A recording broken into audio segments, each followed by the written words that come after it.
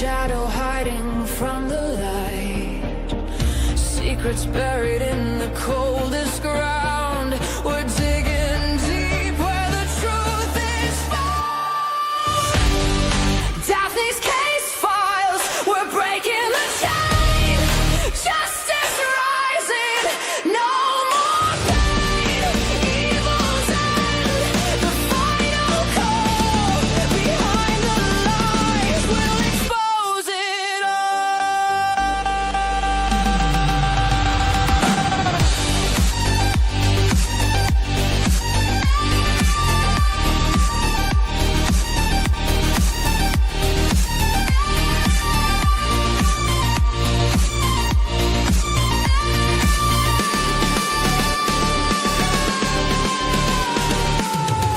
Whispers echo in the darkened halls, faint confessions on the paper walls. Every victim deserves their say. We're here to chase the night away.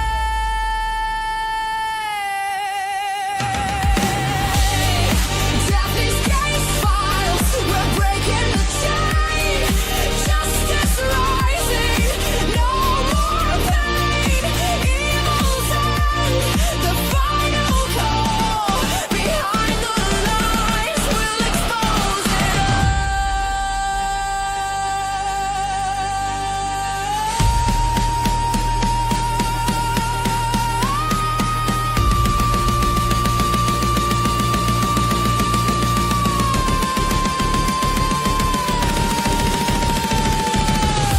Unseen crimes, they thought they'd won, but the fight for truth has just begun. Every clue, every trace, bringing evil face to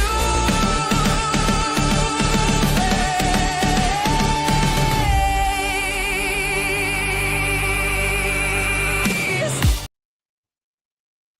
Hello and welcome back to Daphne's Case Files, where we will be going over the Jack and Lilly Sullivan case today. I hope everyone is doing well. Give you just a moment to get in. I know I was just live about an hour ago on the remains have been found for Melody Buzzard. She had been missing for over 2 months since early October.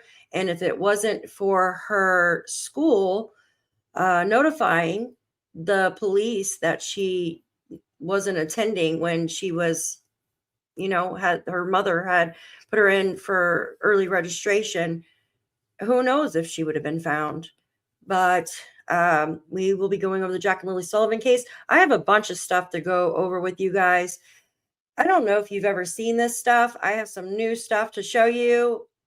So get ready, you guys. I'm going to welcome you in, and we're going to dig right into everything.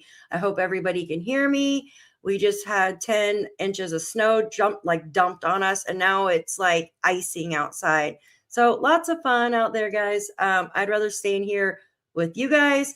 And also, as you're coming in, make sure you're subscribed. Tomorrow night, we will be doing a Christmas Eve get together and going over all the cases just to hang out together. I know if some of you don't have family and you want to mingle with our family, then feel free to come in, hang out with us, have some eggnog, relax, and join us as we go over the cases. So I'm going to welcome everybody in.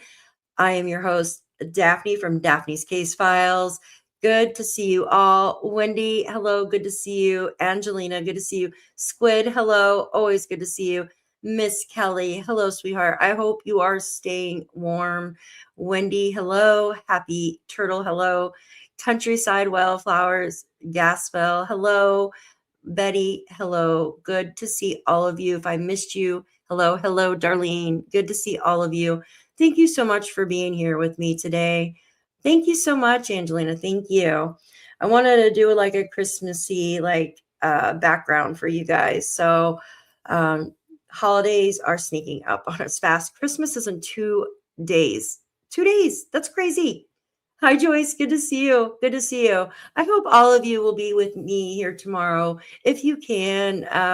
I know that family definitely is important, and that's what we have here too is family. And we want to get together around the holidays and spend time with people that we love. So, hi, Jennifer. I'm so glad to see you. Good to see you, Darlene. Hello. All right, you guys, let's get into it. So, there's been a new article that posted today, you guys. Let's dig into that. And this here, right? This is a new article. It was just posted today, right? Here's beautiful little Miss Lily. She was just 6 years old when she disappeared. Here's Mr. Handsome Jack. He actually had a birthday recently, guys, in October. He should have been celebrating his birthday, you guys. Opening presents, not being gone, right? It's just so sad. And I was wondering if they were going to update here around the holidays. So I'm going to read this article to you guys. I just want to make sure that you all can hear me. Hi, Lynn. Good to see you. Yeah. He's on the slide. He is so cute, right? I want to make sure you all can hear me so I can go over this article. And guys, I have so much stuff to go over with you today.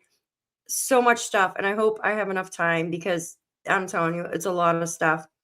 So this article reads Lilly and Jack Sullivan's names grace decorations on their paternal grandmother's Christmas tree.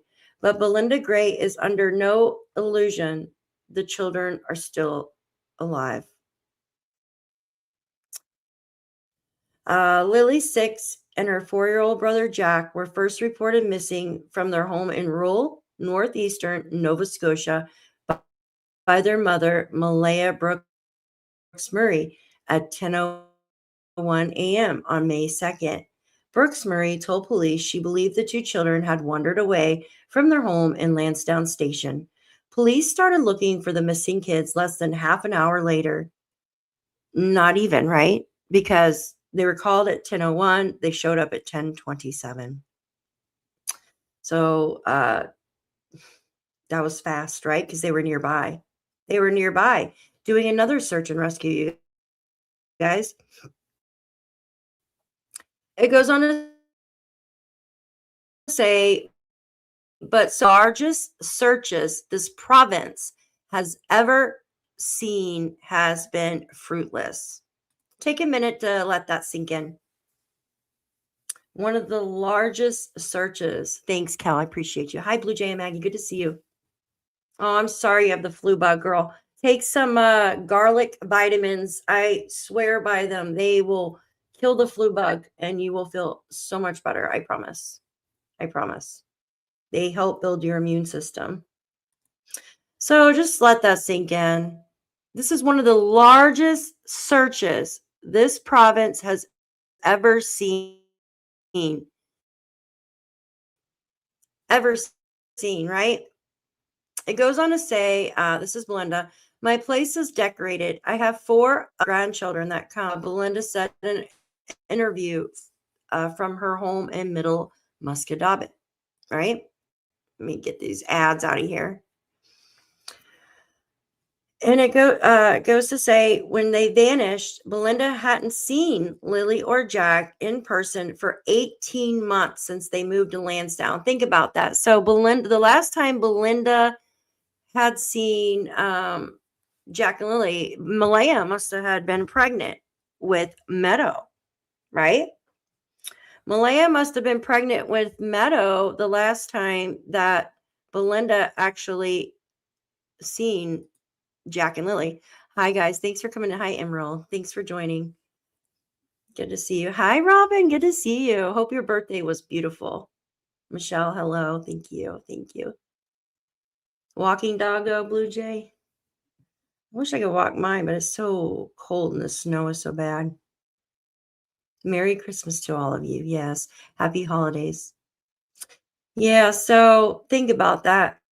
The last time that Belinda seen Jack and Lily, Malaya was pregnant with Meadow. See, 18 months. And that was before they moved to Landsdowne Station to live in a ramshackle mobile home with their mom, Malaya, right? And then her partner, Daniel Martell, the stepfather. But Belinda has fond memories of the two children. Lilly, when she smiled, her eyes lit up the room. She said, her whole face glowed when she smiled. She was full of life, inquisitive, curious. She mimicked me like a little robot. By contrast, her little brother very rarely smiled, Grace said. Jack was never smiley, not a smiley kid, even as a baby, said his grandmother. He was very curious and always studied things that he would play with, one thing at a time. Whereas Lilly would dance in circles around him. Lilly was very outgoing, and Jack was very reserved. In October, the RCMP brought in human remains dogs, right? They searched over 40 kilometers, right, of territory, but they failed to find any sign of the missing children. It goes on to say investigators employed 22 of 23 of the province's ground search and rescue teams during the hunt for Jack and Lilly, as well as 2 teams from New Brunswick. All told, they spent 12,253 hours searching for Jack and Lilly. Look at that. That's a lot of hours, guys. That's a lot of hours, a lot of people. The biggest search in the province for those 2 little guys. Oh, Robin, that's so good to hear. That's so good to hear. I'll watch this again. I just feel lost right now. Oh, I love you, Kelly. I'm so sorry. I hope you feel better, sweetie. Yeah, it's a hard time, you guys. This time of year is very difficult for a lot of us, right? And there's so many mixed emotions going on right now, right?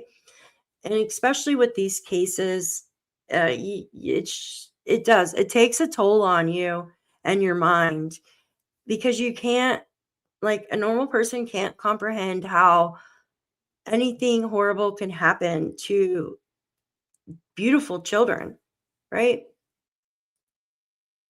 Hi, Shelby. Merry Christmas, my dear. Hello. Right now, we're reading over a new article that was just posted today about Jack and Lilly.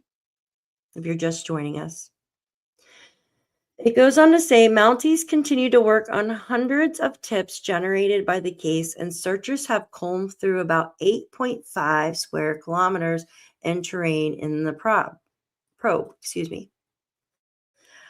I've got 25 years on the force, and I absolutely expect to solve this before I retire, Staff Sergeant Rob McCannon said, the officer in charge of major crimes and behavioral sciences in Nova Scotia.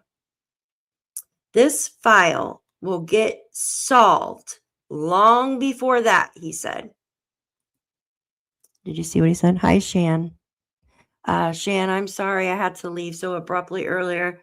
I had to do the Melody buzzer. Did you hear what happened to her? They found her remains. Oh my gosh. It's just devastating. So Rob McCannon said this case will be solved, you guys, long before he retires. There you go. He urged anyone with information about the case to contact investigators. If you see something, say something. Deep down, I believe there are people somewhere out there that may have information that will help us, McCannon said. Hundreds of RCMP officers from Nova Scotia and elsewhere who have been involved in the case are now heading into the holidays, knowing the search that's gone on for more than 7 months has failed to produce answers. I think almost everyone on the team and almost everyone that I've worked with has kids at least has relations to who has kids, right?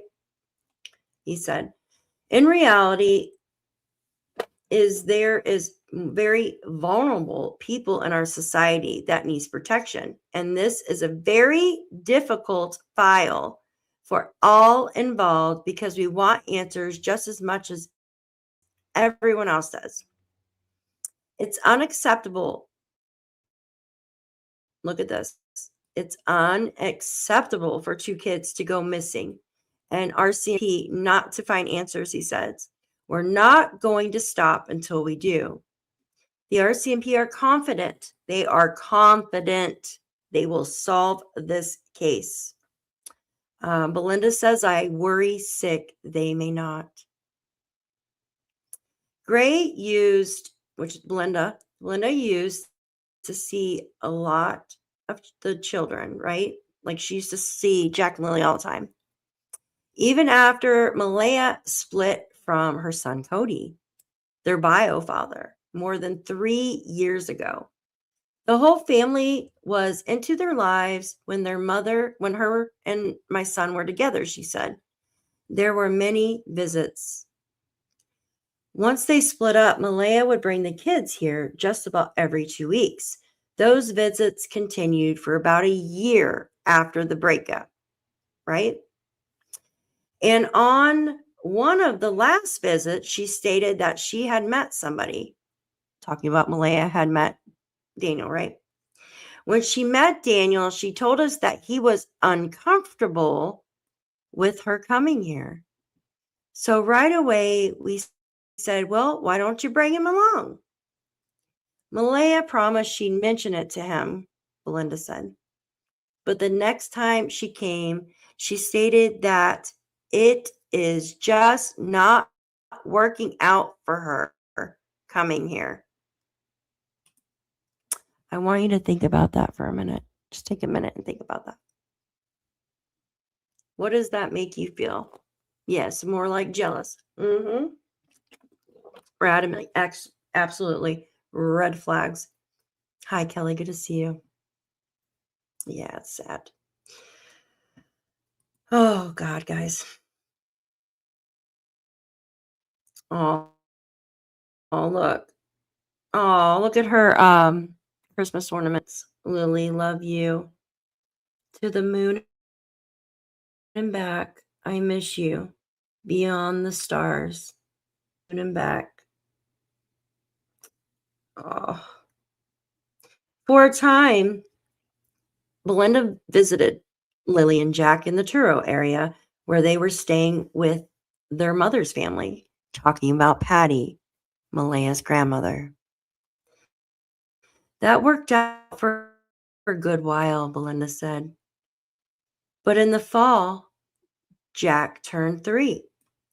Grace said when she took him gifts and off, Malaya seemed to be in a rush to hurry our visit.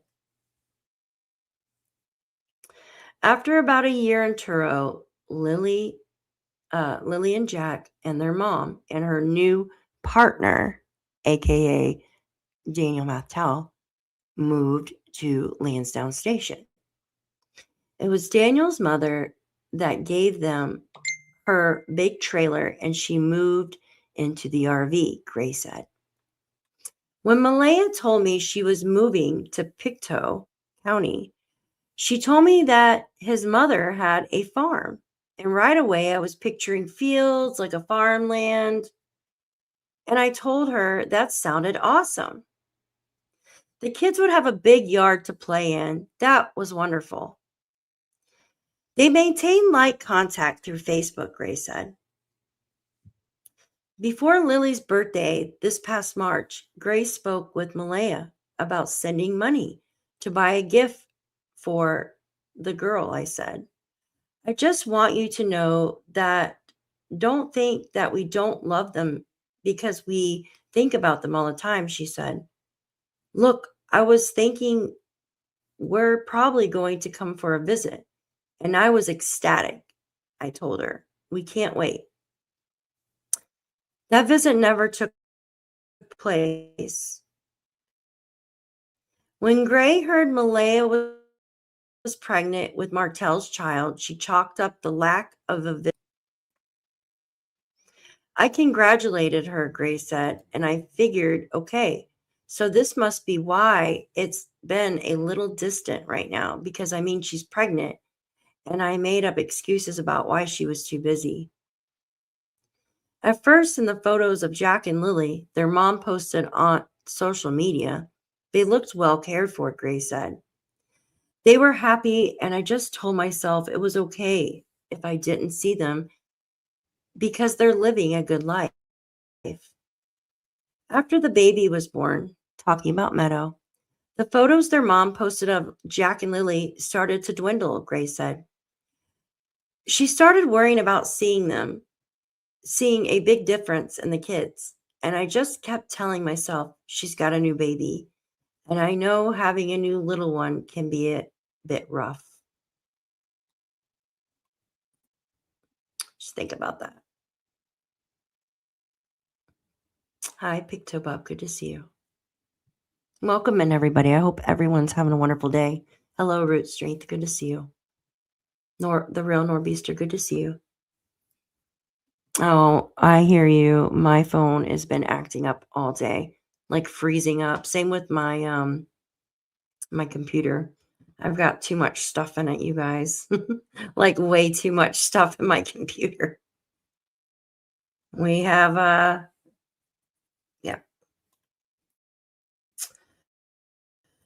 It says Daniel Martello's stepfather, Jack Sullivan, speaks with reporters on Wednesday, May 7th. Photo. This is May 7th.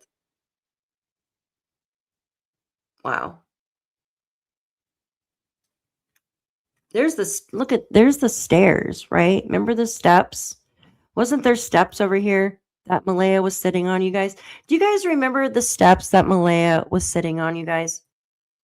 Oh my goodness, my comments are freezing up. If you remember those steps Malaya was sitting on, put a 1 in the chat.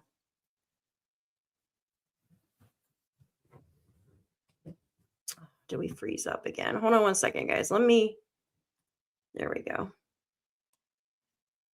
Let me see if the chat is working. It froze up on me. You remember? Yeah, I thought they were the old back steps. I don't know. There's steps there. You remember the steps? Yeah. Thank you, guys. Thank you. Maybe they are the old back steps. I could see them in the background. Yeah, Washington. Yeah, look at this. That you could tell there's steps because there's stair stringers on the side here. There's the steps, and there's probably another stair stringer on there. I wonder why the stairs are sitting like that. Like what the heck, right?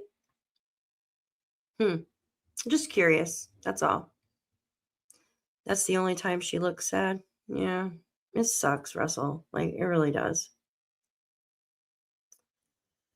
It goes on to say, then Belinda's son, Cody, lost his job and stopped paying Malaya child support. I had no idea they were having other money trouble at the time, said Belinda.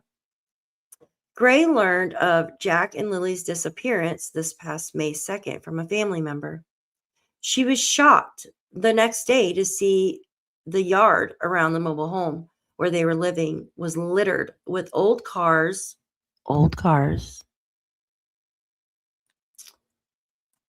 and junked appliances. I am on the poor side, but you can still fix up what you have, Belinda said. It was very run down and there was a lot of trash around.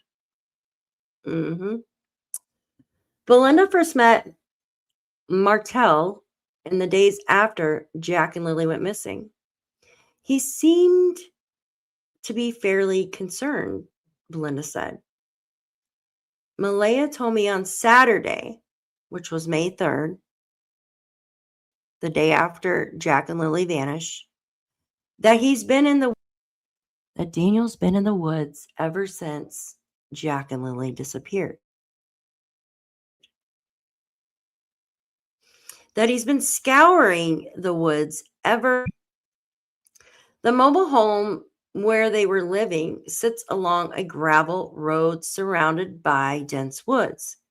The woods is a giant maze that if you're not crawling under something, you have to climb over it, she said. There was no way whatsoever that those kids would want to do that. The woods were that bad. The little girl talking about Lily. The little girl is Lily. Did not like bugs, said Belinda. Lily had that princess mentality about her, even as a baby. So I could not see her wanting to go in there at all. Jack was curious, all the indications from all the people on the property. He did not like the woods because he couldn't walk and kept tripping up and falling. I want you guys to think about this for a second. This part. Exactly, no shortage of cars.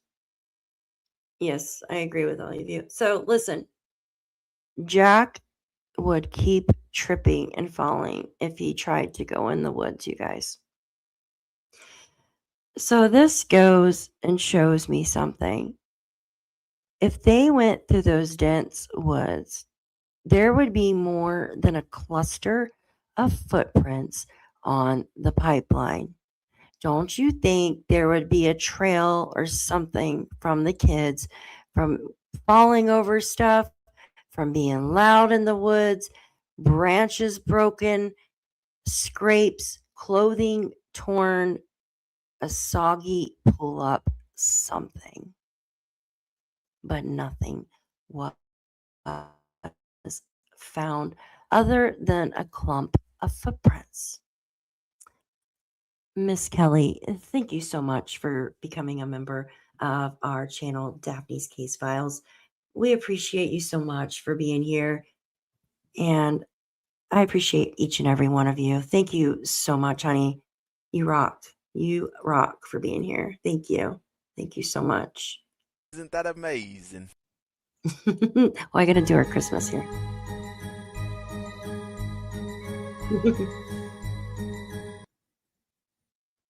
Thank you, Kelly. Thank you so much. Hi, Shy. Good to see you. Yes, so there would be something, you guys. There would be something. Absolutely. Yep. No way did they walk off. Absolutely. And Lily did not like that stuff. She didn't like going and getting dirty and stuff. Remember? I can just imagine Lily, guys. Like when she get her little hands dirty, she'd be like, "Oh gosh, my daughter was like that. She did not like her hands dirty and stuff like me. I do not like my hands dirty. Like I have to wash my hands constantly or put sanitizer or something on them." So I can imagine, Lily going outside and she gets dirty. Like even Janie said that she would go in and change her clothes all the time. So why the hell would they go through the woods when it's muddy, when it's raining, when it's cold, right? It doesn't make sense.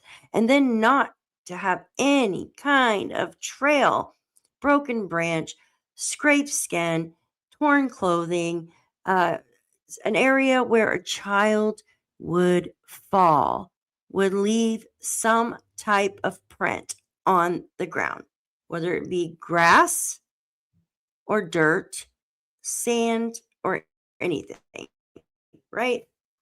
And if they fell on rock, they would most likely scrape their knee or hands or something that would leave behind DNA for the dogs to catch a scent from. Sorry. Only way those kids went in the woods if someone was leading them. Yeah. Or carrying or something. Absolutely. Absolutely. The article goes on to say, so that tells me the kids would not go into the woods. Belinda has her theories about what happened to Lily and Jack. Now she's looking for evidence about what was going on in their lives before Jack and Lily vanished. I know Daniel's family is all pushing that the children were taken. She said that is what his side of the family has been preaching. I do not believe it. I don't believe it either. Yep. The Mounties also say they don't have direct evidence of the children being abducted. Right? Here's the road.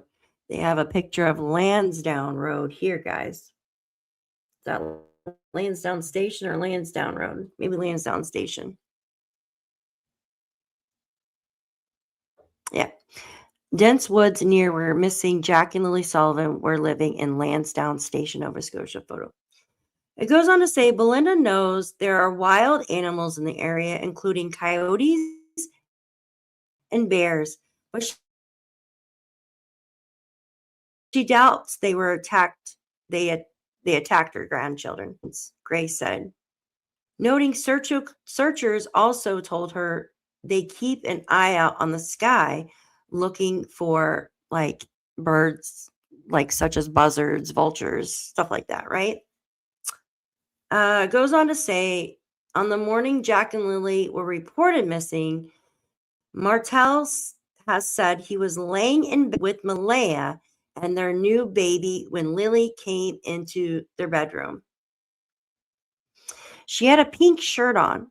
We could hear Jackie in the kitchen, he said. A few minutes later, we didn't hear them, so I went out to check. The sliding door was closed. Their boots were gone.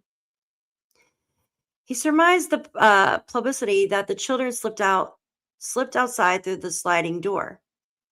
Martel said when I put my glasses on.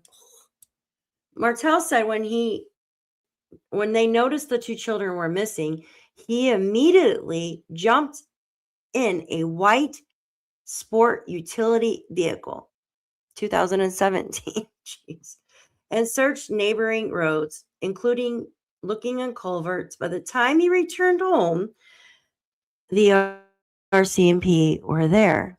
Well, that's one story. Anyways, having been called by the children's mother. Wait a minute. Having been called by the children's mother. That's weird. On the weekend after they vanished, Malaya told CTV that Jack and Lilly were not typically the type of children who would go outside on their own. I just want to remain hopeful, but there's always, in a mother's mind, you're always thinking the worst. As a mother, do you think the worst, or do you try to think positive if something, God forbid, happens regarding your child? I mean, I know you have like God forbid something happens to your child, like you'll have those, you know what I mean? Like I worry about my kids, but then I tell myself everything's fine. I'm just overthinking, right? Like I'm overthinking.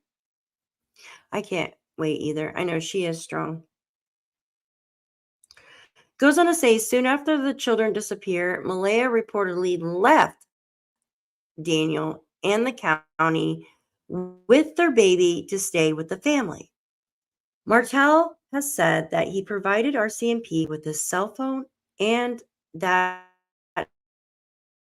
he worked with investigators. Mounties conducted polygraphs during their investigation. Martel tested early on the probe, indicated he was truthful, as did the test for Malaya, according to the documents police used to obtain the search warrants in the case. The children's mother told police at one point in their biological father may have picked them up and taken them to New Brunswick. But the investigators met with Sullivan, talking about Cody, on May 22nd. So that's 20 days after Jack and Lilly disappeared. The investigators met with Cody. He said he did not know what happened to Jack and Lilly, police noted. He was home on May 2nd. He never goes anywhere. He has not been anywhere other than his house recently and has no contact with Malaya since the children went missing, and has had no contact with Malaya since the children went missing. Cody Sullivan underwent a polygraph on June 12th, and he passed the examination. See how his says he passed? Like, you know what I mean? Other than theirs says they were truthful. I don't know. With his answers found to be truthful. Lilly and Jack's disappearance has been a hard go for the biological dad, who never fought further custody, Gray said. Her son is living with her, and their place is decorated for Christmas. 4 other grandchildren, all bearing some degree of resemblance to Jack and Lilly, will show up during the holidays to unwrap their presents. It forces you to stay in the here and now, Belinda said, of their joyful presence. But Gray hasn't bought any gifts for Jack and Lilly because what do I do with them afterwards? She's hired an attorney trying to get legal guardianship of her missing grandchildren because she's not a parent, but just a grandparent. Child Protective Services wouldn't divulge to her any previous concerns they'd had about Jack and Lily's care. So I'm seeking legal guardianship mainly for that information. Gray is now waiting to hear back from the courts. We're waiting to see if their mother is going to dispute it. So she's waiting to hear back if Malaya is going to dispute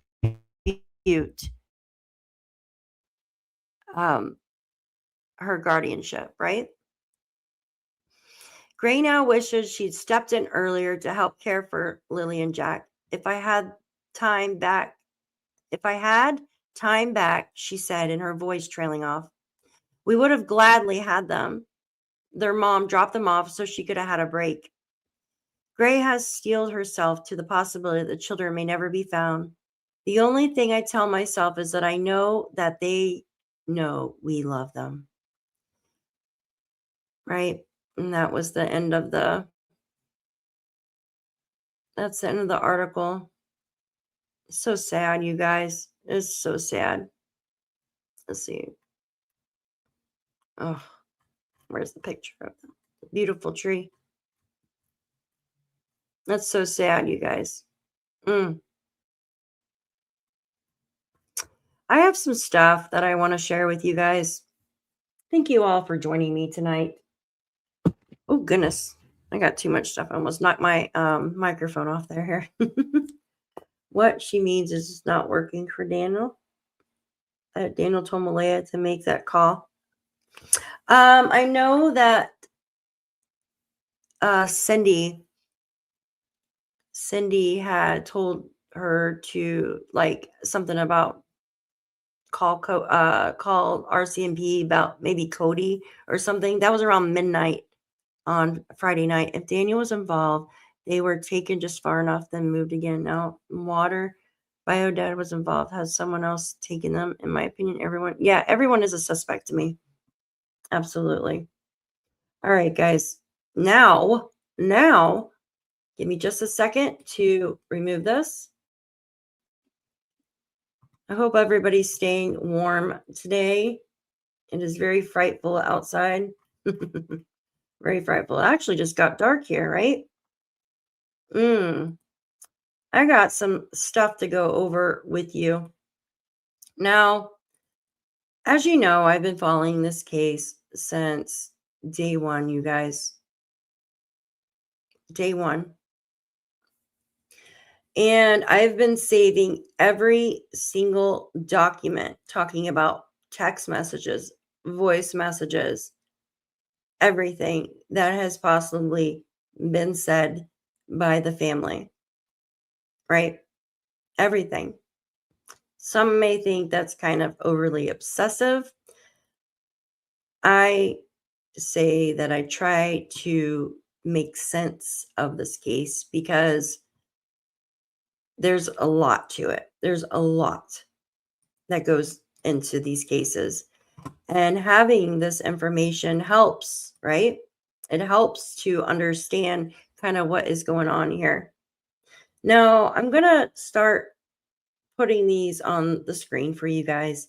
And we're just going to read through them. Some of these you may have seen, some you may not have seen. but a lot of them are from the family, right? This first one that I'm going to show you is from Malaya. These will all come together, and I'm going to show you how. I want to talk about, remember there was a truck that Daniel was supposedly driving that morning that Durwood said. Remember that? You guys heard that? Durwood said that Daniel took a truck that morning, or a van. Well, I do know on May 3rd that there was a black truck sitting in the driveway of their home. And it was from an aerial footage. I have it. I showed it like last week on one of my lives. And it makes me wonder, like, this black truck that was actually in their driveway, I believe it was Earl's, but it looks similar to the black truck that is parked at the black house, who is owned by a Getty's. Pickup truck, yeah. Durwood said, I think he took a pickup truck or van. Yep. So this first one I'm going to show you, and this is from Sunny's channel. I have a lot of these guys that we're going to go through, right? Sunny asked the question, right? What stand out to me is this right here. This is what I want to get to. Malaya said, I heard the kids in the morning. Daniel was sleeping beside me the entire time. Now, I'm going to emphasize this part. Daniel was sleeping beside me the entire time from 6:18 to around 9:40 a.m. Think about that for a minute. Was sleeping from 6:18. Remember, she woke up at 6:15. She checked the children out of school 6:17, 6:18 a.m., right? But her alarm went off at 6 a.m. that morning. So was Daniel awake before that and he just went back to bed between these times? Hi, Dad. Exactly. Yes, she was awake. And in my opinion, it sounds like he was awake, but was sleeping between 6:18 to around 9:40 a.m. But the thing is, Daniel told us that he heard Jack, right? Jack playing, guys, Jack was playing or moving stuff in the kitchen around the time they heard them, which would have been around 8:30. You guys remember that? Remember that? He said, I heard him rustling around the kitchen, not in the next room. But Malaya said, when I woke him up, right? So she woke Daniel up at 9:40, she says, when I woke him up, because I no longer heard them in the bedroom. Malaya says that she heard Jack and Lilly in the bedroom. But Daniel says that he heard Jack in the kitchen. Oh, goodness gracious. Yeah. So how is that possible if they're sleeping, right? Like, it just doesn't make sense. Give me a second.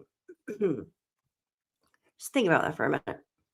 That's the best estimate I can give at the moment because I was in and out of sleep, dozing off that morning. Then I called the police at 10:01. Their bedroom is next to us. I wasn't aware that they went outside, as Janie said. So was Daniel just sleeping from 6:18 a.m. to around 9:40? Because you remember, guys, we have the 8:28 call, right? Hi, Melinda. Good to see you. Hello, Angel Wings. Hi, guys. Welcome in. I appreciate you guys. Thank you for being here. You guys could please hit that thumbs up for me. I appreciate you. Thank you. So I find that quite odd, as she says he was sleeping between 6:18 and 9:40, right? What do we have go on in between those times? 8:28, there was a missed call to Cindy's phone from Malaya, right? 6 o'clock, her alarm went off, right? And then 6:15, it went off again, talking about Malaya. Malaya, 2 minutes right there, 2 minutes. Within those 2 minutes, she's on her phone. She checks Jack and Lilly out of school using an app on her phone, which she has proven. She has proven she used this app on her phone. But what I don't understand is, why would Daniel tell Belinda, right? Why would Daniel tell Belinda that, like, she, you know what I mean? He got the confirmation that she checked Jack and Lilly out of school. Thank you, Melinda. Thank you for doing that. Yeah. Yeah. So I just thought that was quite odd, right? And then she says they were in their bedroom next to us, right? So 6:18 to 9:40. Why call mom at 8:28? Right? Why call mom at 8:28? Remember what Janie was doing? Janie was up at 6 o'clock in the morning that morning, right? Her brother, like, text. She missed a call or text from Ron at like 6:10 or something in the morning. Remember that? So from what we know, from what this says, right? We know for a fact Janie has said with her own mouth that she was up at 6 o'clock in the morning. We know that Malaya was up at 6:15 in the morning. Now, was Daniel up at this time? If those two are up, but Daniel's sleeping? It's quite odd. But it says Daniel was sleeping between those time slots, right? Hi, Ariel. Good to see you. Good to see you. Yeah, it's a school messenger system. Absolutely. Could have, Robin. Absolutely. Could have. All right, give me 1 second. Let me grab this one. Now, we've all heard that in the beginning, we were told that we heard that, you know what I mean? We heard from Durwood and Belinda that Janie heard a woman shush the kids. First, it was Malaya that we heard shush the kids. That was a story we were told, right? Janie said her and Daniel were the only ones to watch Lilly and Jack. Malaya never took them outside. So she heard them, and Malaya shh them, but never thought that was unusual or suspect. Hi, Wolfie. Good to see you. Okay, Robin. Thank you, hon. So she never thought that was unusual or suspect. Wouldn't you look to see if you heard a woman shushing the kids or anybody shushing the kids? I don't know. I would. All right, give me just a second. All right. Here's some more. I want to read these to you. Right? All right. This is Daniel.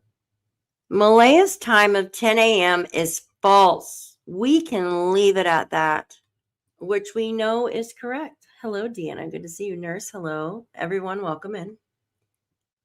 Well, it actually isn't false because Malaya showed us the actual screenshot, guys. She showed us the screenshot of basically of that, right? At the time of the 911 call, guys. So we know that's true. We know it's true now because the RCMP have actually came out and said, right? They said that that they got called at 10-1. If you remember in the beginning, it was kind of hush-hush on what time 911 was called. I don't know why. I don't know why. It was very hush-hush with the RCMP too. They said it was around 10, but they never actually came out and said the exact time. I don't know if they needed to like keep that hush-hush for their investigation or what. Maybe. I don't know. Let's see. So it goes on to say, she refers to me as her partner. Is weird too. I think Daniel was in shock when Malaya left, not just because she left, but because she changed her status to single, because she wants nothing to do with him. Yeah, I think so too, you guys. I think so too. She never does wording like that. I love her more than anything. That will never change. I'm waiting for that last chance to relive our first date over waterfalls and a walk on Big Island Beach with the Daniel you first met. She will know what that means. I think we all know what that means, Daniel. I honestly think we all know what that means, right? Yeah. Malaya asked me when noticed the kids were gone, should I call the police? He says the effing kids are gone. What else should you do? She was calling 911 when you were yelling at her, probably. Check this out. Now I want to read this to you because it's something that has changed. My mom was napping and came outside because she heard me yelling that morning for the kids. Remember, we were told by Janie that she dozed off. Remember when she heard Daniel yelling for Jack and Lilly and she kept saying, well, I thought he was just yelling for Jack and Lilly because Jack likes to get into my chicken's coop, but I already let them out.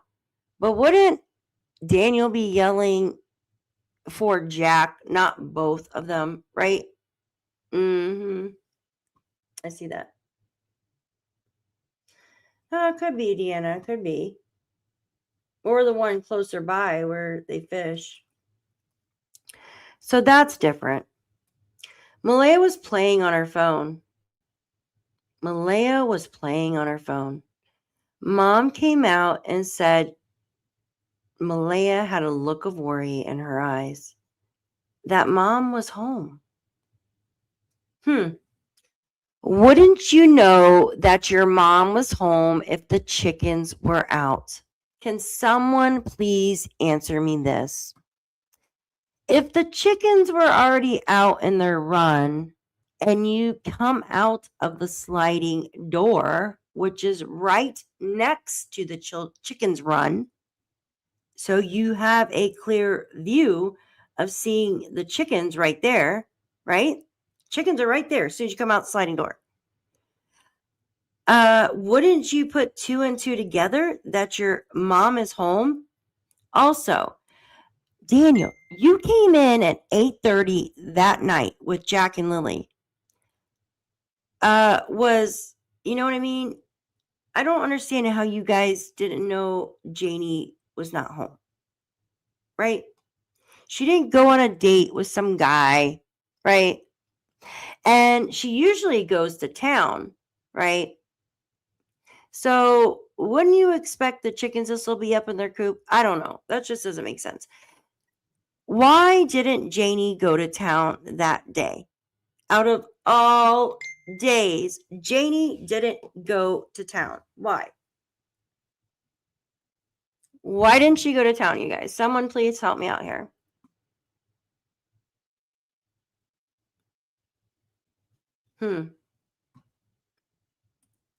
It's just very odd. It goes on to say she never yelled once the kid's name trying to find them. Mom said it was odd the way she acted. No, I ran through the house searching every room, then ran outside the back sliding door. I did everything so fast. She said they're gone when we were both outside. No, only with me because Malaya, so talking about the kids, they never went outside, but only with Daniel, right? Remember, Daniel was building the fence with his mom the night before, and the kids were supposedly outside that night. I ran through the streams up to my waist many times. I could have slipped on a wet rock, hit my head, and died, or fell on a stick or a branch, and got impaled and died. I never did it for the kids, or I did it for the kids, and the world will never see that. That is the weirdest thing to say, guys. It's so weird.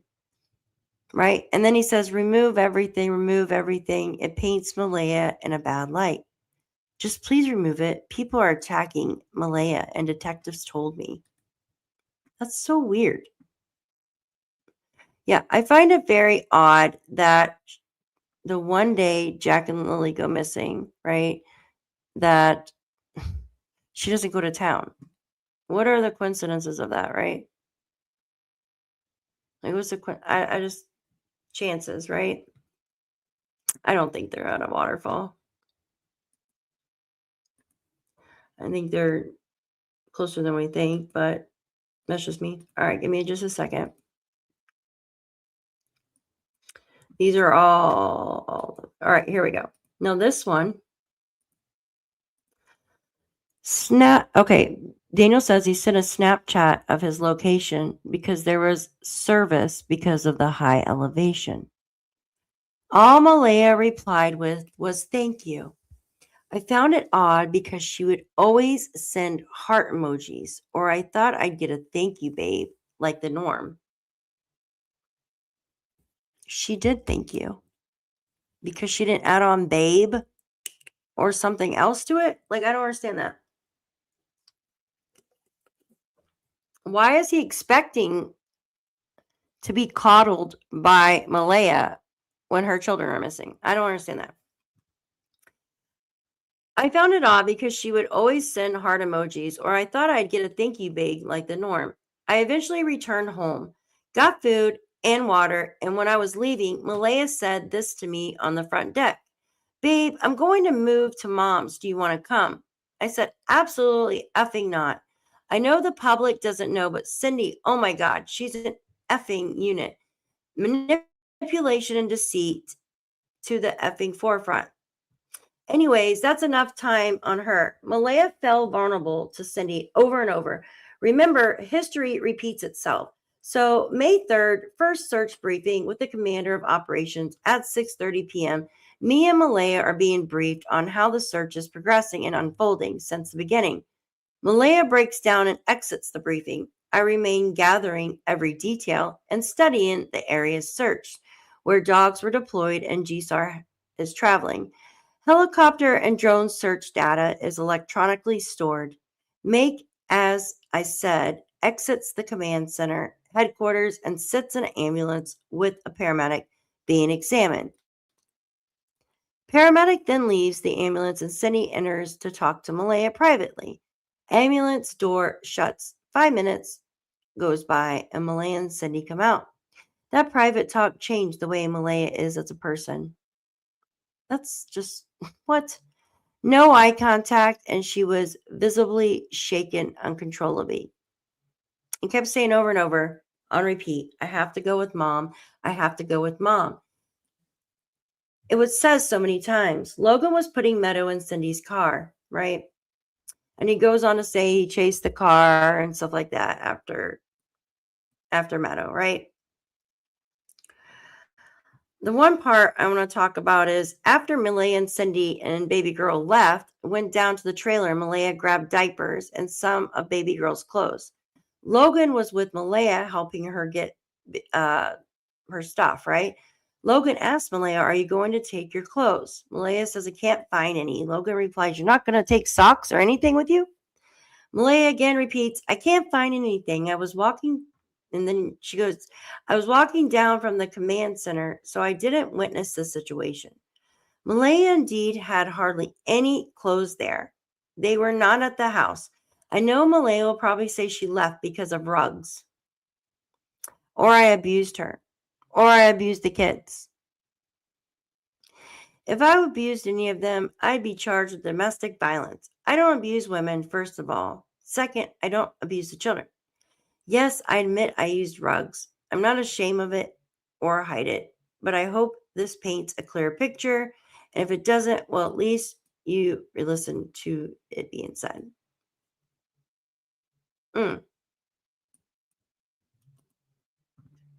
Holy moly, you guys.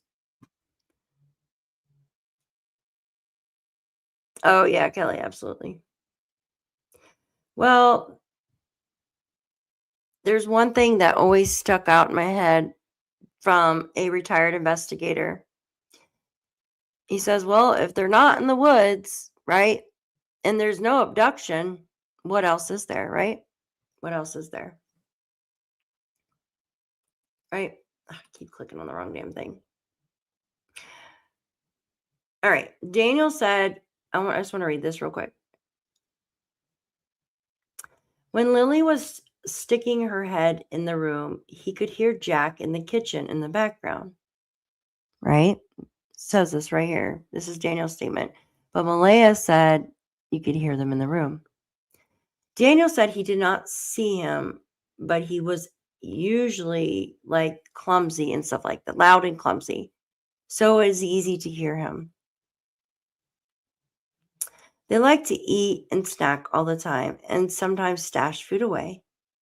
Daniel says when he went out to look for the kids in the house and realized they weren't there, he went back into his bedroom to get dressed before going outside to look for them. Daniel confirmed the kids could not go out the front door because he had jammed a wrench or a bolt in there to make sure the door didn't open.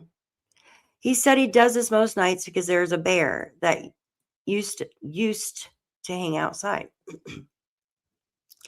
That morning, he had to rip a door open to get out, and the metal piece fell on the floor. So he knew there was no way they could have went that way. He took the car and went around to look. And when he came back, the RCMP were there, and they told him not to go in the woods. By that time, his mom was there with Uncle Ron, and he waited with them. Remember, Janie said that she was heading back when she could hear the sirens. Do you remember that?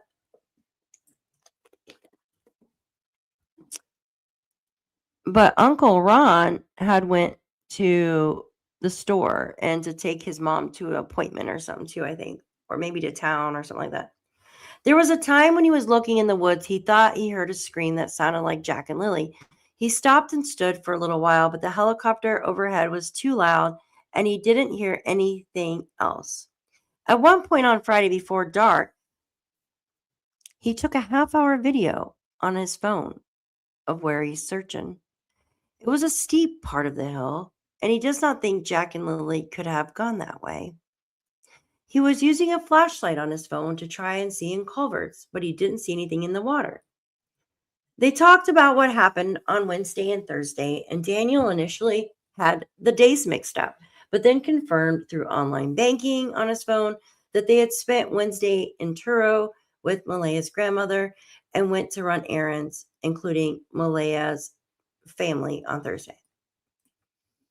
In addition to what he provided in his previous statements, he said the following about Thursday. Daniel said he had Facebook messages from Malaya around 12:07. She was talking about McDonald's toys. He said he might have been out in the yard playing with Jack and Lilly when she sent those messages. Remember at 12:11 on Thursday, right? They left. So at 12:11 p.m. on Thursday, they left to go to the Dollarama and all that, guys, right? So 4 minutes prior, he was playing in the yard with them. That's weird. Hi, Karen. Thank you. I appreciate that. Thank you. I just thought that was weird. Remember, Janie said that she dozed off after hearing Daniel scream for Jack and Lilly. Do you guys remember that? Janie says, I dozed off. I thought Jack was letting my chickens out, but I had already let my chickens out, right? And then she didn't say what really woke her up when she found Malaya out there standing with Meadow on her right hip, right?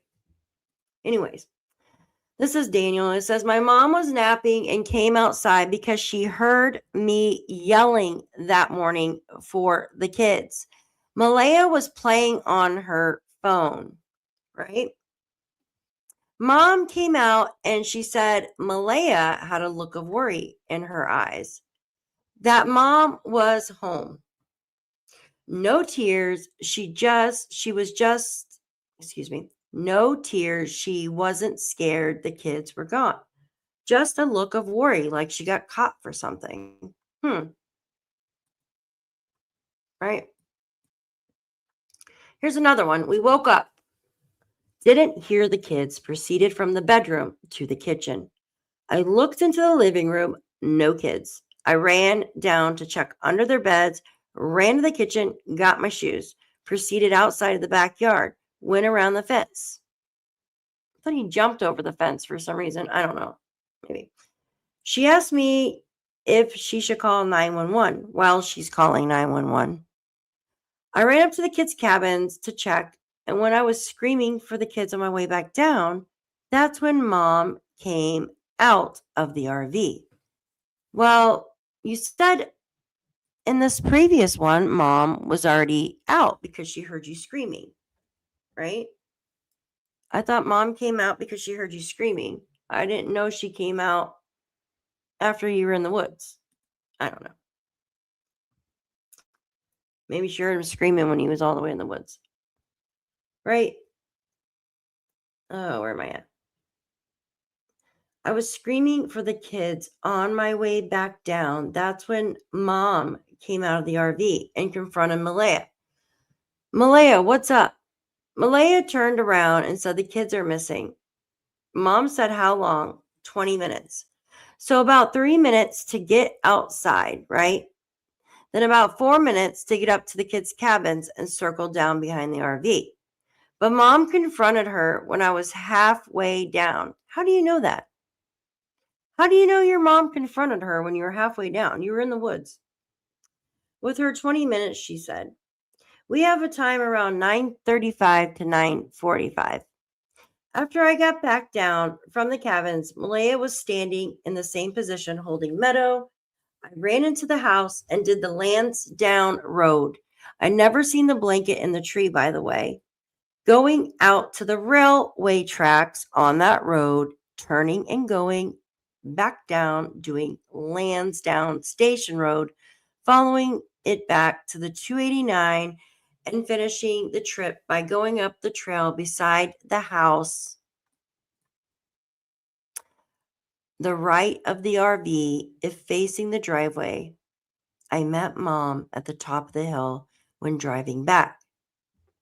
How do you meet your mom at the top of the hill when she's on the opposite side? It just makes no sense. The road can only be accessed further by ATV or four-wheel drive truck, talking about the old road behind the house. But remember, he told DT that he parked by the marsh because the RCMP were walking the driveway. And asked her if she was going to come with me. She said, I'll search here because they could have not went far. I returned back to the house. When I got back, RCMP were walking down the driveway to see Malaya, right? It's like two different things here. It took 12 minutes for the RCMP to arrive, right? So how did he meet Mom on the old road if she went one way and he went the other? Right? I don't know, guys. I don't know. It's hi, Salty. Good to see you. It's all so much jibber jabber, in my opinion. It's just so much. All right, guys. Here's some questions for you. If they were just going to play, why did Daniel Martell change what Lilly used her backpack for, right? Remember, he says that she only used her backpack for sleeping, right? In the beginning, it was used for her play bag because she wanted one like his daughter used to play with for treasure hunting, camping, etc. Now it's an overnight bag she takes to Cindy's, right? So why did the backpack change? That's the question I have. Another one, Daniel claims he didn't know his mom was there that Friday morning, as she always goes to town with her brother every Friday. Not this Friday. Neither Daniel nor Malaya checked with Janie or her RV when they ran out to search for Jack and Lilly, right? When they said they were only missing for 20 minutes. Both Daniel and Malaya said they had the instincts to call 911, right? Daniel's earlier interviews, he said Malaya asked him if she should call 911. And when he said, wait a minute, and ran back to the cabins where they were, their cabins in the woods, right? And then Malaya didn't ask for an ambulance until her mom told her about one in the case they were abducted, right? Then it goes to say scent dogs only found their trace in the driveway. Only trace in the driveway, you guys. Yeah, there has to be. Yeah, it's just has to be. I gotta take a drink, guys. A lot of reading here.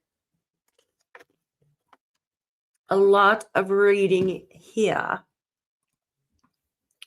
It goes on to say, Janie says she heard Lilly and Jack playing outside, but dogs didn't find their scent in the yard.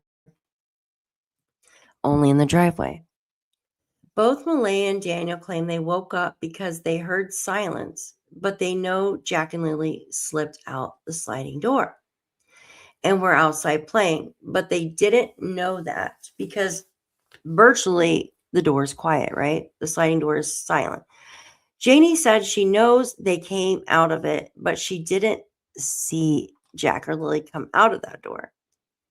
Janie hears everything and her dog barks at the kids outside and always lets her know when someone is in the yard. But not that day, you guys, not that day. Recently, Janie denies saying she was raking Thursday night, May 1st. But her July TV interview, she says she was raking Thursday night for a pool. And the only boot print that was found was right where she was raking. Daniel claims he never searched the area where the blanket or boot print clusters were found, not even to this day. Why not? Why? Why not? If those are the only two areas, why not search them? Janie and Daniel both put themselves up in that area the first 2 days of the search for Lilly and Jack, so why lie? RCMP states they do not believe the kids are in the woods and have no evidence to support there was an abduction. So what else is there? What else is there, guys? If there's no abduction and they're not in the woods, what else is there, you guys? Hi, Cool Scavenger. Good to see you. Yeah, I think four-wheeler too.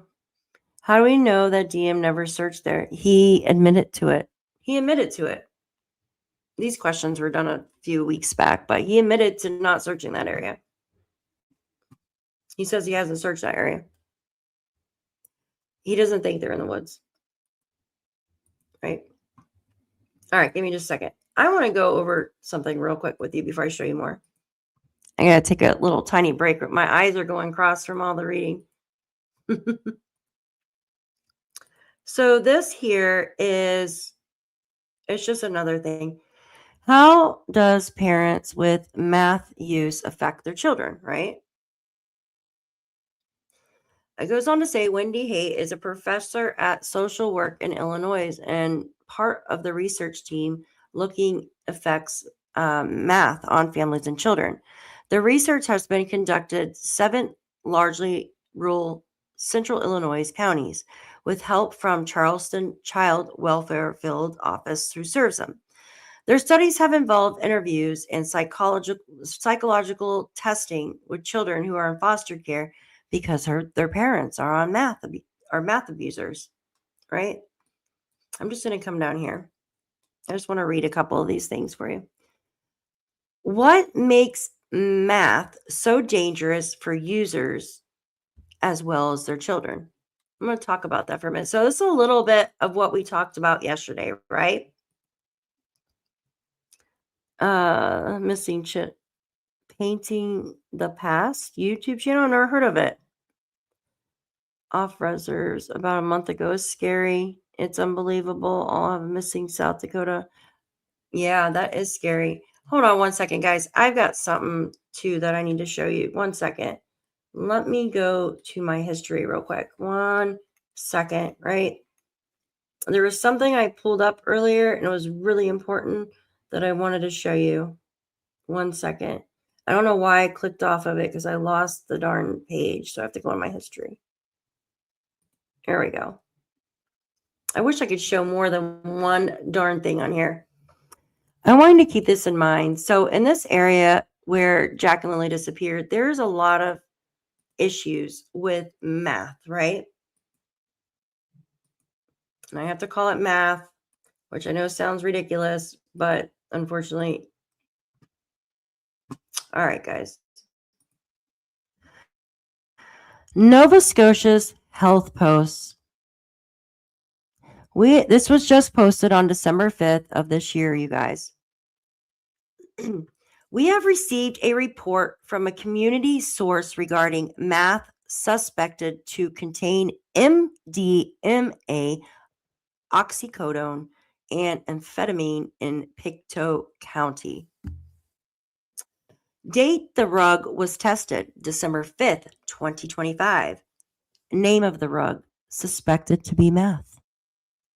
Test strip results in urine drug screen was used to test positive for oxycodone, MDMA, amphetamine, and methamphetamine.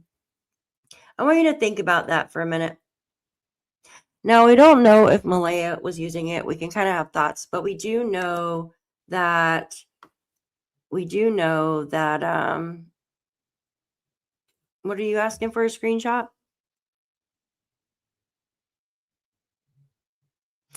I have it actually, Kelly, if you give me a minute, I actually have her saying that.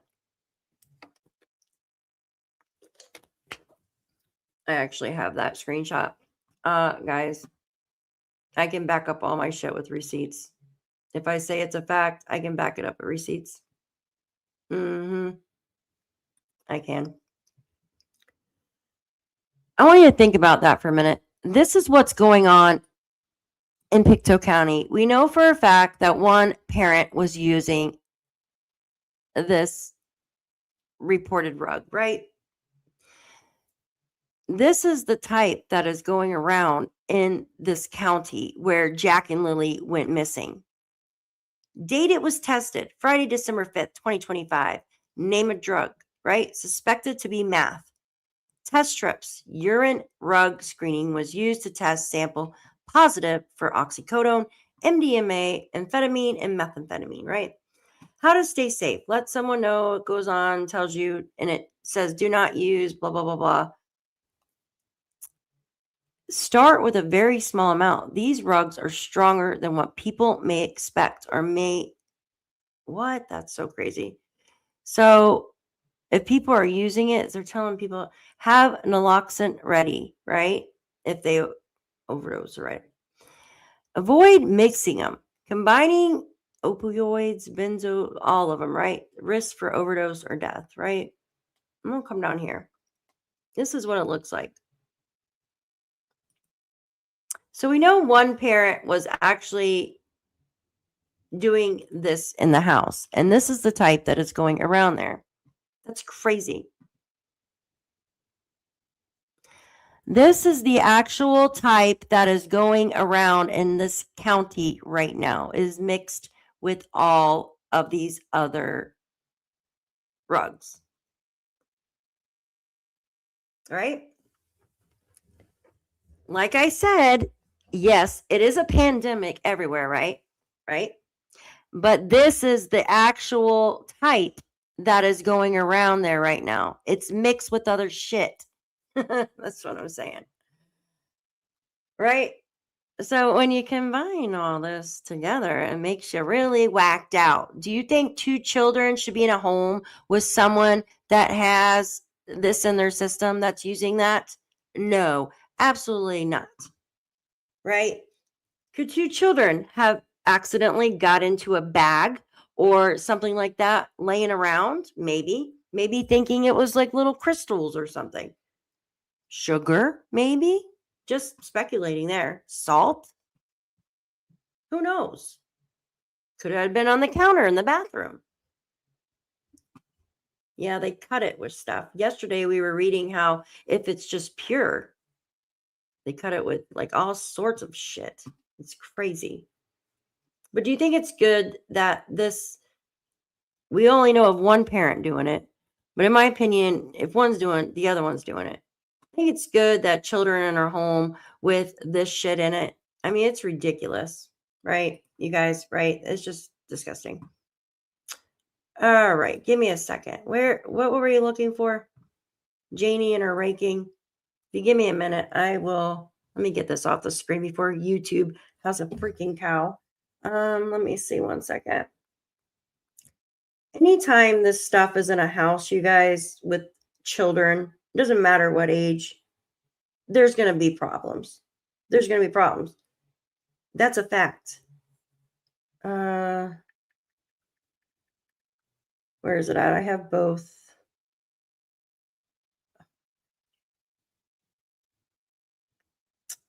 Where is it at? Oh, Lord. Hold on. Raking. Hold on 1 second. I thought I sent it to I've got so many of these things, guys. I have like everything in here.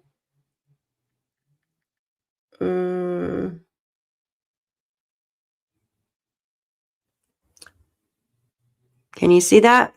No?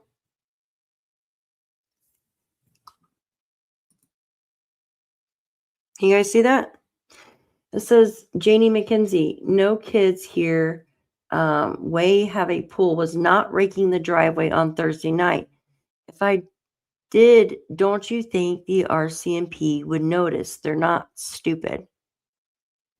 That's what she says. It might actually be in these. Hold on 1 second.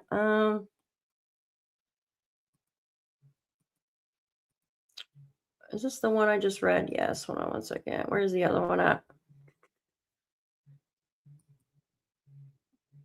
Okay. Did I do the one where we heard Belinda hearing the shushing?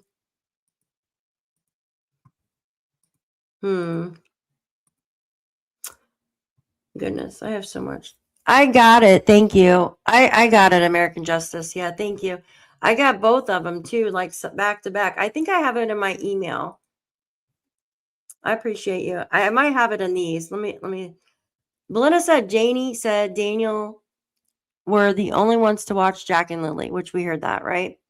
She heard them and Malaya them, but never thought that it was unusual or suspect, right?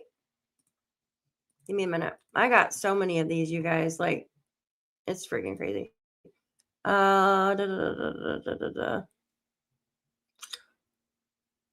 Okay. This is the one from.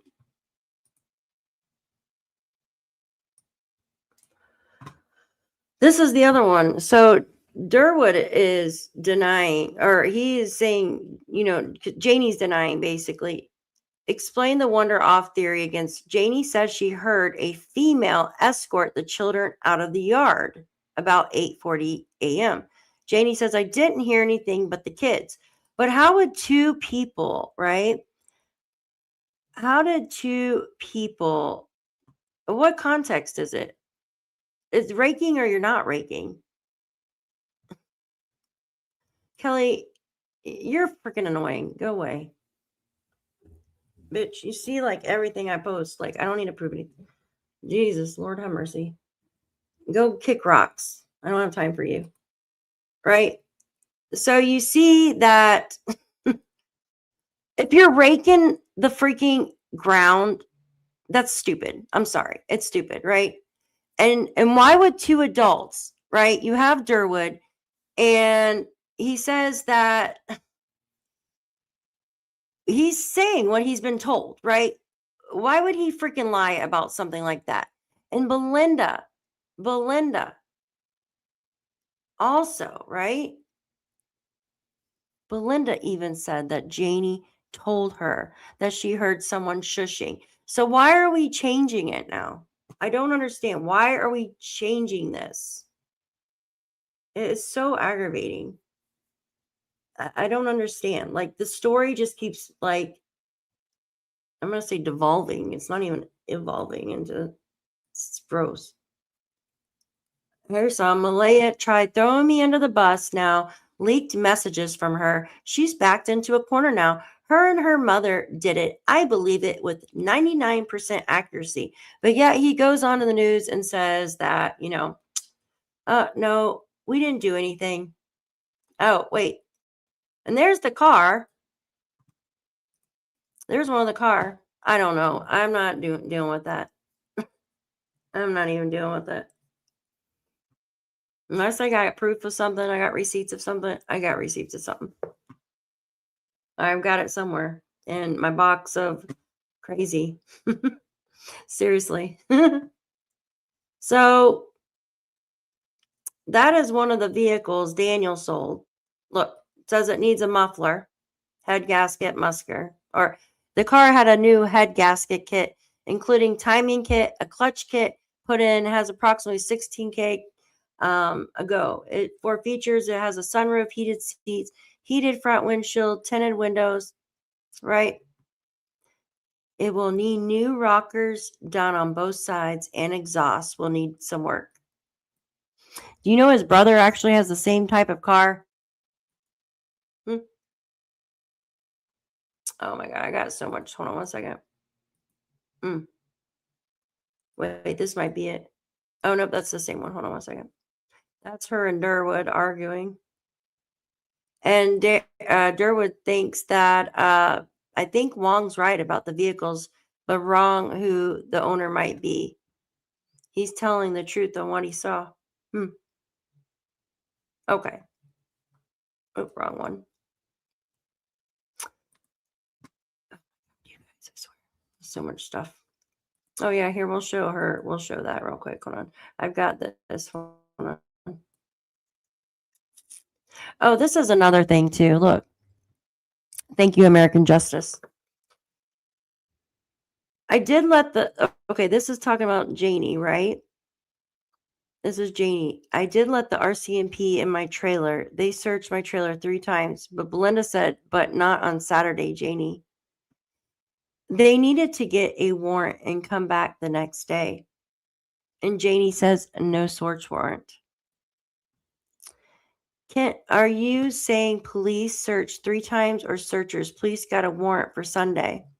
And Janie kept saying, no search warrant. I let them in. So I told you 3 times. No one was watching the kids. And this is from Durwood. He says, what's up? Hope you're well. Here we go. I believe someone was driving around the middle of that night, in my opinion. Right on. You might be overestimating the RCMP. He goes on to say, I believe the lie D tests are accurate, but cops are not nearly as good around here as you think they are. Janie heard a female escort the kids around 8:30, 8:40, right? And he says this a few times. Janie says she heard a female escort the children out of the yard at 8:40 a.m. I didn't hear anything but the kids. So why would Durwood and Belinda say that Janie told them this, right?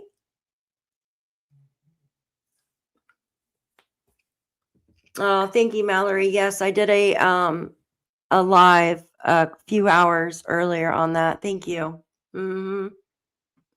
It's sad. It is very sad.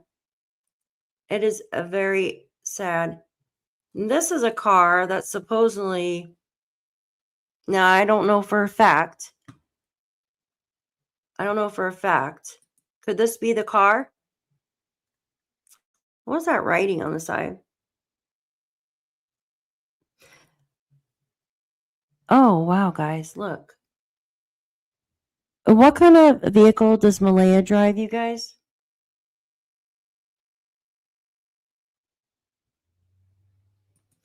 Does Malaya drive a white Nissan Pathfinder? This vehicle in the reflection looks like a white Nissan Pathfinder. Do you see that? Here's the wheel. Here's the, look at that. Here's the wheel. Here's the reflection of the white car. Do you guys see that? But it looks like it could say something on the side, though. Do you guys see the reflection in there, or am I seeing something? Anyone want a dog? Aw. Why? You guys see that? I don't know what the writing is. I can't see the writing. You almost need to put it in a mirror and flip it. Well, flip it, right? It's really hard to see that. It might not even be writing. Maybe it's just marks on this black vehicle or something. Because why would writing be like that? You know what I mean? But it does look like a Pathfinder or something, right? You got the wheel well here, the tire. And look here. Look right here. It looks like these are ramps of some sort. Like this vehicle's being towed or some type of vehicle's being towed.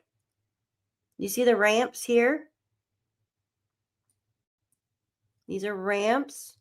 You could tell like this is higher than the car. Like this would be used to drive up on that ramp. Oh my gosh, your dogs ran away on you again? Thank you, Angel. Thank you. Yeah, I'm gonna take this picture and see if I can play around with the coloring and stuff to see if I can make it. Oh, do you have huskies? They like to run. Thank you, Melinda. Thank you. I'm not sure. I heard this is the black Kia Rio, but I could be wrong, right? But it looks like a white Nissan Pathfinder sitting next to it, or a white Jeep of some sort. It's so see, that's the handle to the black car, but you got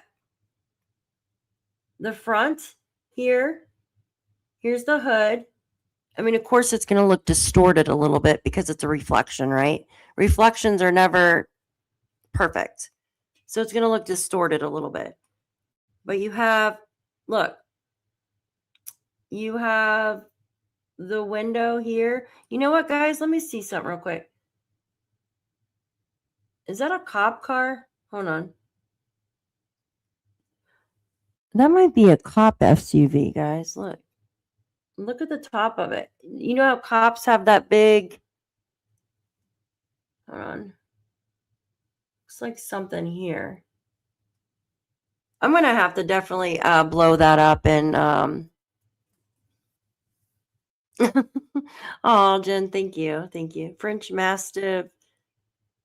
Oh my goodness. French Mastiff mixed with a Staff Terrier. Oh. Oh, Envision. Yes. It just went through us. Girl. Oh my God. We got 10 inches of snow. 10 inches of snow. I don't know how much you're getting, but and it's wet, heavy snow too. That parking the car next door doesn't work either. Yeah, I heard that this is the Rio, but you know what? It kind of looks like it's a police SUV, but it's hard to make out. I would have to put this into a like a photo system where I can play around with the colors and stuff. We got a storm moving in. Cloudy, might be storming all the way. Oh, 74 where Mallory is. We're all coming to visit you. Oh, I'm sorry, Blue Jay. That sucks. Oh, some dogs just like to run. Yeah, they're very active. My German Shepherd is very active, like until about 7:30 at night, and then she turns into a big baby. All right. Well, we've all seen these, right? Did I start? Okay. These are the little things from Durwood, right? Well, I just wanted to let you know that it was Janie herself that told me she heard who she was sure thing. It was Malaya shushing the children and then escorting him out. She told me this part at least 6 times. I made her tell me over and over and over to be sure. Daniel was there when she said this as well, like, right? And Janie also told Belinda Gray this when I hooked them up on the phone call. So one of us is lying now. I know who, right? Obviously we know who. And it says Daniel wouldn't even come out of the trailer. I believe most of Daniel's family knows what happened. And Malaya knows exactly where the kids are. And as of now, I'm done with all of them. Too many liars, including Daniel, he says. Oh. Is this is the one, right? Here, give me 1 second. I'm going to pull it up.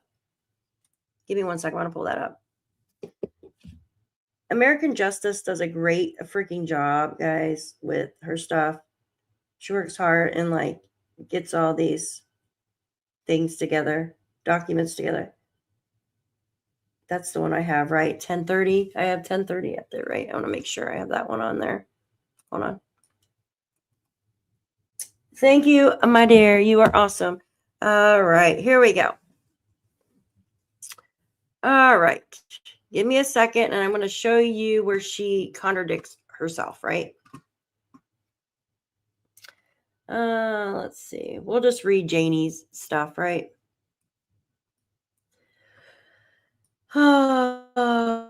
Janie says, goodness gracious, slow down. All right. Eek. I'll just start from this one. Yes, I believe the kids are alive, Janie says. She only brought back some of Meadow's clothes. Jack and Lily's and Daniel's, none of hers, right? We packed up 6 bags of clothes of Jack and Lily's. Yeah, threw it in a trash bag. If I could type faster, I would answer everyone's questions. There was no clothes. Yes, I heard both kids that morning. Yes, 6 bags. Yes, he walked through a field, not the woods. Difference. Must be talking about Jack, right? I don't know where the kids are. If I did, I would tell you. You think I like going through this hell? When I went in for my polygraph, they asked me if I wanted anything to drink. I said, no, thanks.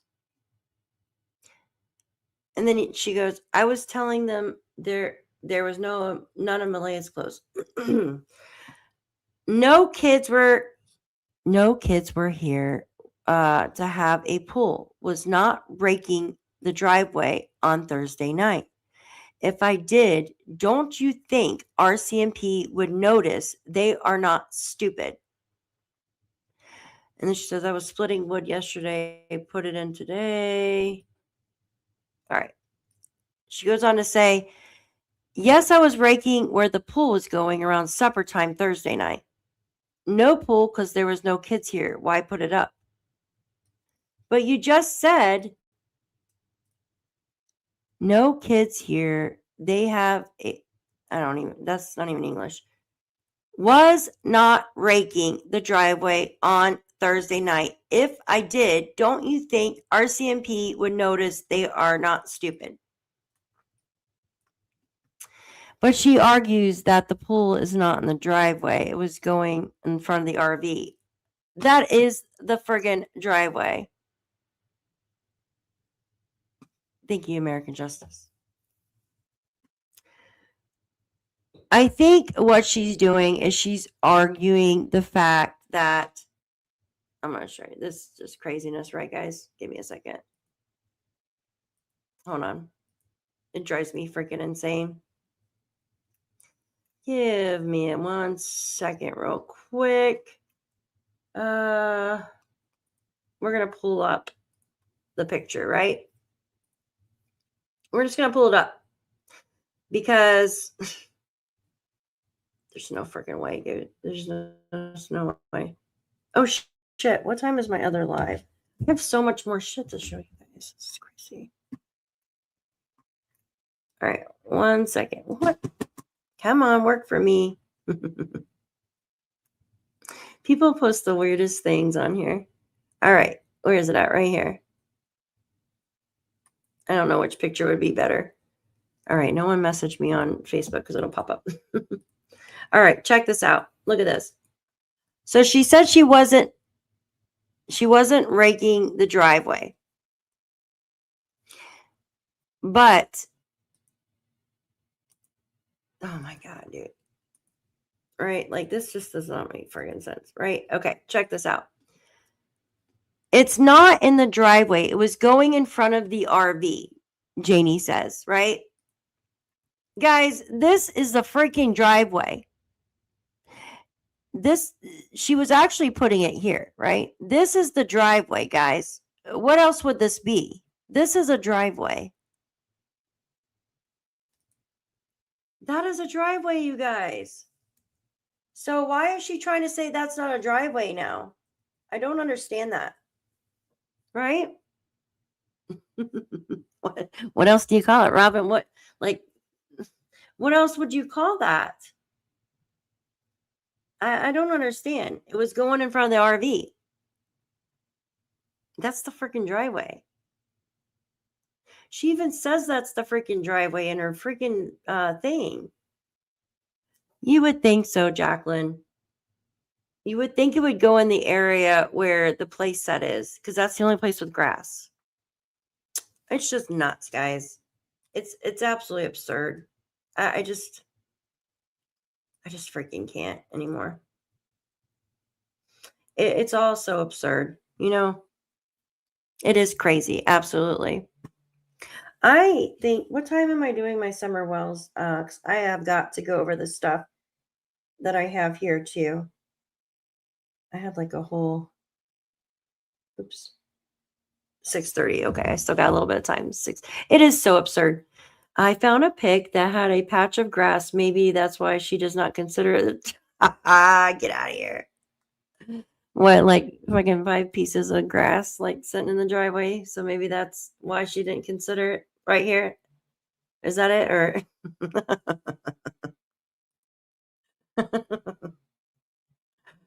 oh man. That little piece of grass right there. That is the freaking driveway, isn't it? Look. Yeah.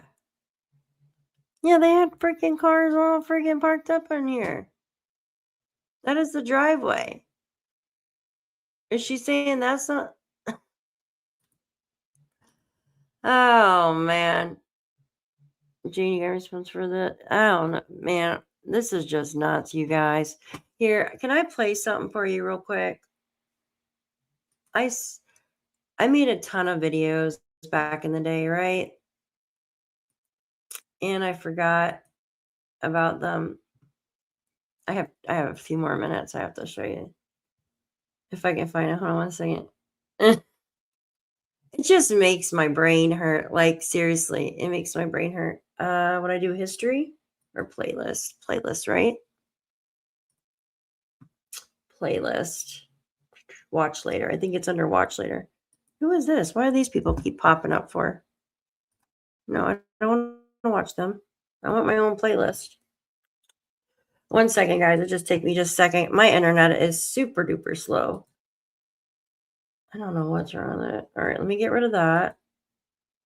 No, don't do that. That's not it. Oh my God, my face in there.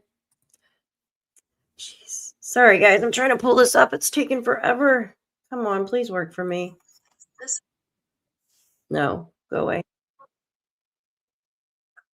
I don't want to see that. I don't understand why my computer is being so freaking slow. All right, go back. Go back.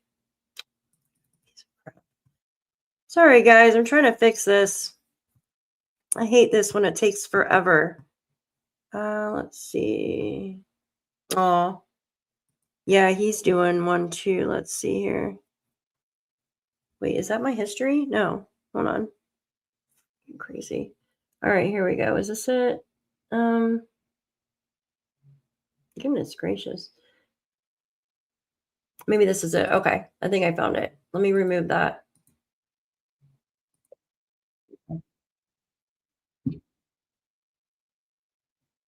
Whoa, that's loud. Okay. Let me share this with you. I just wanted you to see these videos real quick. They're ones I made like a long time ago. Excuse the sound in some of these guys. This entire case is just wonkadoodles. All right, let me see. Timeline and inconsistencies. Let me turn the volume down a little bit. All right. Gray, the bio grandmother for Jack and Lilly. All right, let's rewind it. There we go. Hey, internet friends. We are back again with another video for you today. Now, everything in this video is my opinion only. Nothing is taken factual unless it is stated in the actual video as factual. We are going over the Jack and Lilly Sullivan case, the two missing children. As you know, Miss Belinda Gray, the bio grandmother for Jack and Lilly, spoke on a channel called It's a Criming Shame the other night. And I want to go over a few of those clips with you. Make sure to like, share, and subscribe, and leave a comment below. I want to know what you think. And he also told me that Malaya called the school at 6:18. He said he didn't even know the kids were going to be kept home that day. But she called the school at 6:18 and he had that proof on his phone. And I asked him if he gave that to the police. Okay, Malaya supposedly called the school at 6:18.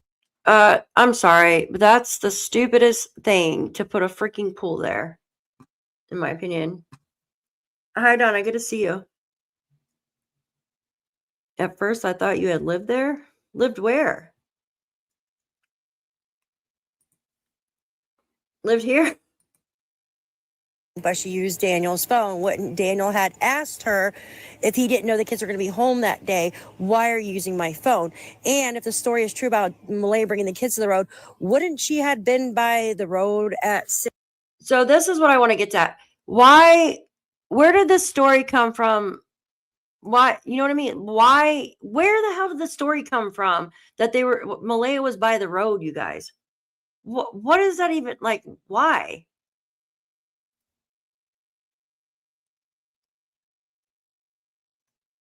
Why? What's up with the story by the road?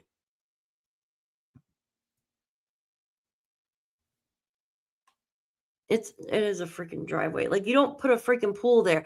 Okay, think about this, right? I want you guys to picture this. There is a dog there, right? Right? There's a dog that bites the kids, right? It doesn't like Lily. This is my whole freaking point. All right, where's the dang picture at? Oh, and then there's cars. There's actually.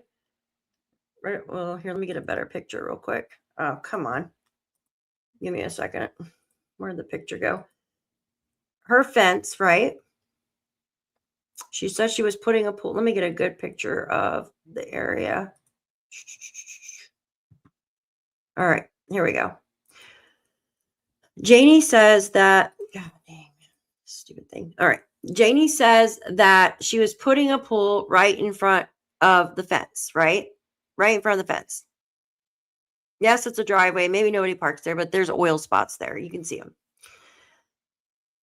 The dog comes out in the fence. I know that for a fact because she said that she lets her dog out in the fence area here, right? The green area, this area, the doggy comes out in this fence. But yes, she's going to put a pool here, right? She's going to dig for a pool or whatever, rake or shovel or whatever, okay? When the dog does not like Lily's screaming. What is that? I thought that was the dog for a minute. I was like, what the heck? When the dog doesn't like Lily screaming, Janie said that the dog has tried to bite her before, right? Has tried to bite her. So why would you put a pool there knowingly that your dog is aggravated by the kids, right? She says the kids were scared of the dog, right? right? The kids were scared of the dog. So why on earth would you put a freaking pool there where the dog is close by to aggravate the shit out of the dog, right? And get almost bit by the dog if the kids get out of the pool and come up to the fence. It just doesn't make sense. That's what I'm trying to say. Right? Wouldn't you put the pool on the grass? Now, I've never seen a freaking pool there. I thought it was just a kiddie pool, like a little plastic freaking pool. But wouldn't you put the pool in the area where the kids actually play? Where they actually freaking play, guys? Like, wouldn't you put the pool in this area here? This is their little playground, right? Wouldn't you put it in here? Why the hell would you put it there? This is level ground right here, and it's soft. Do you want rock and stuff poking into, you know what I mean? That's rock and gravel and shit all through there, right? So it just doesn't make sense. Yeah, I think the pool is BS too. You know, Janie loves her dog, and there's nothing wrong with that. Like, I love my freaking dog too. So don't you think like she would think of the children's well-being and the dog's well-being before she'd put a pool there? Like, it's just common sense, right, guys? Like, it's just common sense. Don't put a freaking pool there where a dog is going to get aggravated or anything like that, you know? I don't know. But guys, I got to end the stream because I have another stream coming in about 30 minutes and I've just got to stretch my legs. You guys, I don't know, guys. I'm sorry. When you have someone on heavy drugs such as that one we were just talking about, it just doesn't make a good situation, right? There's never a good situation. There is never a good outcome when you have someone on something like that. I'm sorry. Yeah, it could be, Jen. Could be. Could be. Yeah, it's just, I think it's important to, yeah, I have a hard plastic pool for the kid or for my dog. I think it's important to listen to their details that day, right? And I'm sure the officers have written the details down as well. And I know when you focus on all this stuff, there's so much in this case. Like, I just showed you not even like a teeny tad bit on what I have, right? I've got shit for days in here in my computer. Like, it's crazy. Shan, will you come wrap my stuff, please? Don't want to. Oh, thank you guys. Merry Christmas to all of you. Yes, thank you. Having a rake sound better. Why would you even why would you even say that though? She already said she was doing a fence. And then that's the same with Daniel. Why did Daniel have to tell us he had to go get his tools? Like, I don't understand that. Just say I was out there building the fence with mom, right? And then we came in at, the kids and I came in at dark. Because he said he don't even remember. He don't even remember seeing the kids. But the kids actually came in at dark. That's what I was saying. There's so many inconsistencies and I'm not going to say stupid. I'm just going to say strange things that have been said, right? Then you got a mom that's not saying nothing, right? Yeah, I saw that, Scott. That's so sad. The stories they tell only make sense to whoever. Yeah. It makes my head hurt. It really does. Yeah, I do too, Blue Jay. I need to get up and stretch my legs, you guys. My back is killing me from sitting in this little tiny little chair. Yeah, Merry Christmas. Hey, Grey Wolf, good to see you. Hey, guys, if you're not a part of our Facebook group, go join our Facebook group. But I see kind of what she was saying. Like, yes, she was raking the driveway, right? Because that is the driveway. And yes, there are oil stains in that driveway. There are oil stains in that driveway because I've seen them. Give me a second. I think there's one on here that I can pull out. So cars do park there or have parked there in the past because there's oil spot there. So anywhere where you could park your car is usually a drive. Where cars park is usually a driveway, in my opinion. So I guess she was arguing that it's not the driveway, but it actually is. Like, where's that oil spot at?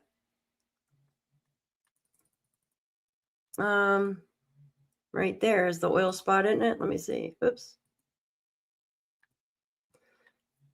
It's hard to make out. This isn't the picture I had before, but right here, like rock and oil stains or something from a car sitting there. I have no idea what the hell that is. Maybe grass or something. It's hard to make out on drone photos. Yeah, oil does. It stays around for years. Absolutely. Maybe she thinks of that as her front yard. Who freaking knows? Thanks, guys. Bah humbug, you don't celebrate. Well, happy holidays. Could be the weeds. Yeah, I don't know. On a hard surface like that, usually crabgrass will grow, or those stickers. You know what I'm talking about? That I don't know, guys. Like, this looks like oil. This is not green. This is like oil or something has spilt there from a car, maybe, or from just doing whatever the hell they're doing. I don't freaking know. Why don't they plant some type of grass seed or something through here then, if she doesn't want anybody to drive on it, right? Like, you could actually till the ground right there and put some grass seed on there, but I don't know. That's just me. I think they're all guilty of something to some extent, right? It's just nuts. It's absolutely absurd, all of it. But I will be going over the Summer Wells case. I have some messages about the mom that I want to bring up, you guys. It could be paint. It could be. Who knows what they're all doing in there, guys? Like, yeah. Oh, yeah. Who knows what they're all doing? Especially when you have one person that admitted to doing heavy, hard stuff, guys. Yeah. Hard stuff. So, and why I brought that other stuff up earlier, why it's mixed with like the MDA and all that, MDMA and all that stuff. Oh, really, Connie? Is that true? Or you just heard it? That's a shame. That's a shame. It really is. I heard it's hard to get off of. It is a shame, you guys. Yeah. Yeah, it's a shame. It really is. When I'm talking and I say something is a fact, yeah, thank you. When I say something is a fact, then I know it to be a fact, and I have proof of it, right? If I say I'm speculating here, it means I'm just going off of what I have seen or not seen, seen and heard, but putting my own like thoughts on it, right? On what could have happened. Yeah, Bill, that new one I don't know when you came in here, but there's one in PICTOU County that are mixed with opioids, MDMA or whatever the hell it is. MDMA. Yeah, there you go. Jeez. And something else. They just did a test on one of them that they keep finding, and it's got a lot of different stuff in there, which makes your brain crazy, right? Like, just like this case, it makes my freaking brain crazy. Yes, I love you guys. Thank you so much for being here. If you want to join me with the Summer Wells case, I'll be over there at 6:30. We'll be going over some new stuff, and I will be going over the interview some more as well that I promised. I just had too much going on yesterday with what happened and stuff, so I had to postpone it till tonight. But yes. Yeah, because we all can't comprehend, how do 2 children go missing? And you heard the RCMP. They said this was the largest search in that province that they've ever done, you guys. Thank you, Darlene. Thank you. All right, guys, I love you so much. Come join us tomorrow on our Christmas extravaganza. Come join us tomorrow. Oh, Haley, thank you. Thank you. We are doing a get together tomorrow night. All right. I love you guys. Thank you so much for being here. I appreciate all of you. I'm going to go stretch my legs and I'll be back in less than 30 minutes, you guys. See you soon. Thank you, Robin. Thank you, Jen. Thank you, Haley. Love you guys. See you later. Thank you. Thank you, Shan, if you're in here.